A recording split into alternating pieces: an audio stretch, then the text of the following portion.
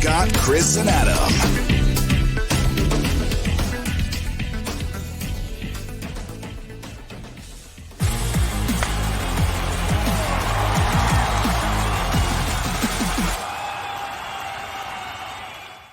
It's trade deadline week, and we just had our first blockbuster. Welcome into an emergency edition of Fantasy Baseball today on Wednesday, July 28th. Frank Stanfield joined by Scott White. Long time no see. Starling Marte traded to the Oakland A's in exchange for Jesus Luzardo. Quite a curious trade here. Let's start off with Starling Marte, who's actually having one of his best seasons, Scott, at age 32, 305 batting average, 7 homers, 22 steals. That is a 51 steal pace over 150 games. Again, he's doing that at 32 years old. Obviously, an upgrade in lineup here. What do you think this does for the value of Starling Marte?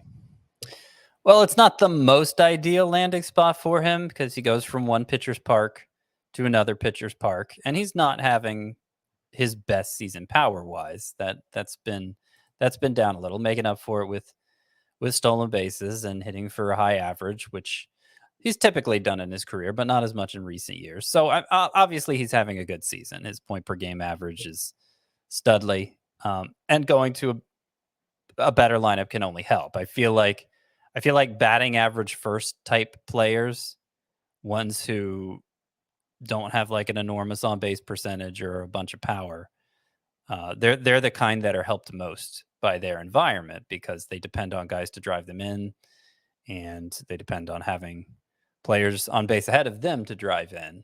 So yeah, clearly a lineup upgrade for Marte. And he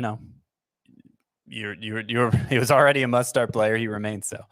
Yeah, for sure. Again, Starling Marte, what's so interesting about his season? 11.6% walk rate. That has never been higher than 6% in his career. So clearly doing something a little bit differently this year for Starling Marte. You mentioned averaging 3.7 fantasy points per game. That's tied for third among outfielders this season.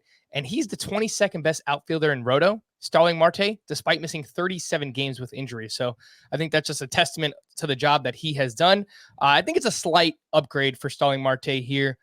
More opportunities for runs, RBI. You know he's going to hit for a good batting average. But I think what's even more interesting about this trade, Scott, is the other side. So let's talk about Jesus Luzardo, who is still just 23 years old. I know he's had his struggles. 6.87 ERA in the majors this season, a 6.52 ERA at AAA. He's under team control through 2026. What is going on here? Yeah, the Jesus Luzardo side of this deal is what makes it a stunner. And I suspect the biggest stunner, just from a value standpoint, that we're going to see at the trade deadline. And the Marlins were involved in what I thought was the most stunning trade 2 years ago, too, a straight up swap for Zach Gallen for Jazz Chisholm. So the Marlins do it again, shocking the world with this Jesus Luzardo acquisition. All I can figure, Jesus Luzardo for 2 months of Starling Marte, who I wouldn't even say he's the biggest bat on the trade market. 2 months of Starling Marte for the guy who I considered the best pitching prospect in baseball going into last year. And he had very good rookie season. So that all he gets back now is a rental of Starling Marte. It makes me wonder if the Athletics think he's broken. I mean, you pointed out the numbers. He's had a terrible year. It's interesting because it seemed like it turned on a dime when he had that incident, that video game incident where he accidentally bumped his finger on the table. So he claims, broke his hand. And since coming back from that, he came back in the bullpen and was just giving up a ton of runs. And as you pointed out, has given up a ton of runs since going down to AAA. So yeah, there was kind of an injury at the center of it, but it's not like he hurt his shoulder and lost 4 miles per hour. He's still throwing hard. I don't know what would lead them to believe he's broken. I was looking at the game log at AAA. He's still getting a decent number of swinging strikes. Like, I understand he's messed up right now. He needs some fixing, but I don't think this is oh my gosh, we got to unload Luzardo while we still can get something for him. I don't feel like it's that kind of situation. So it's very strange to me. But good for the Marlins. I mean, they have a lot of good pitching up in the majors already. They have more on their way. And just in terms of pure talent, I mean, it's very likely Luzardo's the best of the bunch. So I don't remember, what did they give up to get Marte last year? It wasn't nearly what the A's just gave up to get him, and that was with a year of control still left. Gonna look at that because, yeah, that's crazy. Yeah. They gave up. Oh, where is it? Last year they gave up Humberto Mejia and Caleb Smith.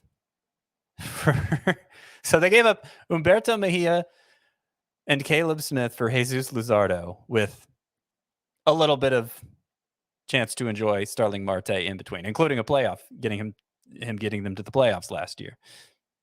Yeah, that's definitely a worthwhile gamble. And for Jesus Luzardo, hometown kid from South Florida, so he's going back to the Miami area. And look, if you're a Marlins fan, the future of this pitching staff: Sandy Alcantara, Trevor Rogers, Pablo Lopez, Sixto Sanchez, Jesus Luzardo, Edward Cabrera on the way as well. Scott, do you think that there's any chance that Luzardo has fantasy value this season in redraft leagues? He's only 31% rostered.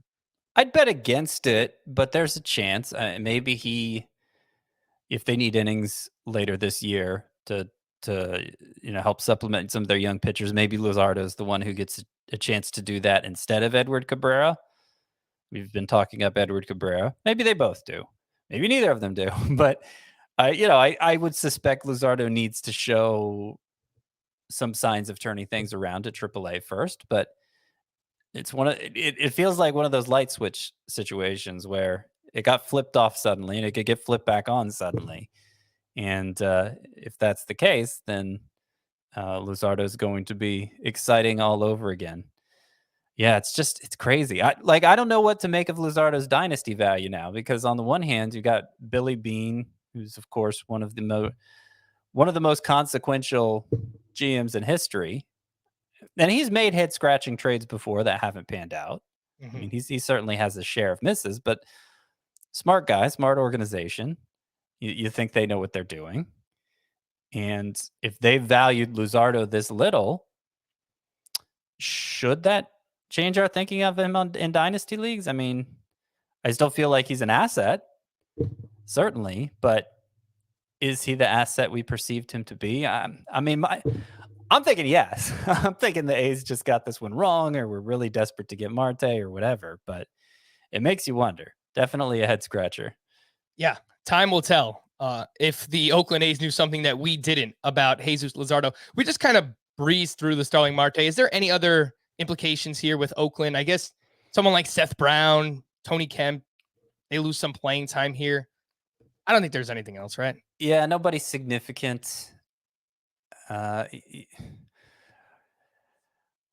me think. I guess Starling Marte. I guess you wonder a little maybe if his steals could go down in Oakland. Historically, they're not a team that runs a lot. That kind of goes against the Moneyball principles of risking it out on the base paths. It's considered worth it if the player is successful enough in stealing bases. I think 75%. That used to be the indicator of whether or not stealing was worth it. I don't know if it still is anymore. But my recollection is that whenever they've had somebody whose strength, that's obviously what he brings to the table. He is a base stealer, that they've gone ahead and let him run. Like Coco Crisp comes to mind. I mean, we're going way back with that. They haven't had that many over the years, but I feel like when they have had them, they've let them run. Yeah, Coco Crisp led the AL with 49 steals one year for the Athletics. If you want to go way back, Scott, to all the way back in April, Ramon Laureano was running wild. Well, yeah, but he stopped. But since then, yeah, he has stopped. It's a good point that you bring up. Excuse me. The Marlins are currently second in baseball with 73 steals. Oakland is down at 42. Obviously, personnel and who you have on your team kind of works into those factors. But yeah, I think they're still going to let him run. I still overall think that this is a slight uptick in value for Starling Marte. All right, let's see what happens. What other crazy trades are going to happen before Friday? I'm just saying, if this is the price for a rental player in Starling Marte, might be a slow moving trade deadline. Maybe not as many moves as we suspect.